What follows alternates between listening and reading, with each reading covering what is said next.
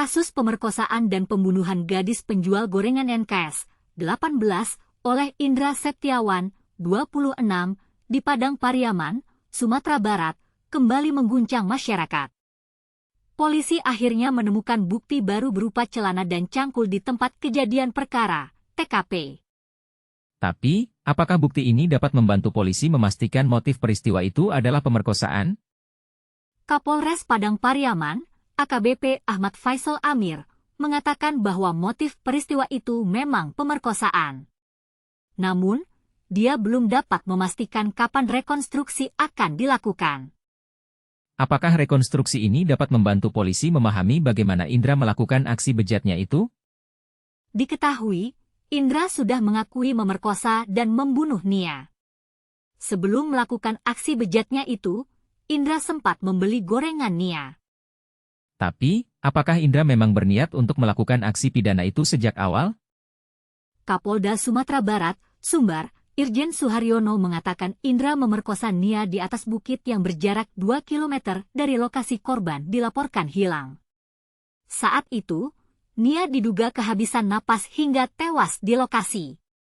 Tapi, bagaimana Indra dapat melakukan aksi pidana itu tanpa ada yang melihat? Indra Septiawan, pelaku yang membunuh Nia, ternyata adalah residivis sejumlah kasus pidana. Dia pernah berurusan dengan pihak kepolisian terkait pencabulan pada tahun 2013 dan peristiwa pidana terkait narkoba pada tahun 2017.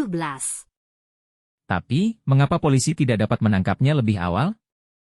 Kapolda Sumbar Irjen Suharyono mengungkapkan bahwa Indra susah payah dicari karena profilnya yang bukan orang sembarangan.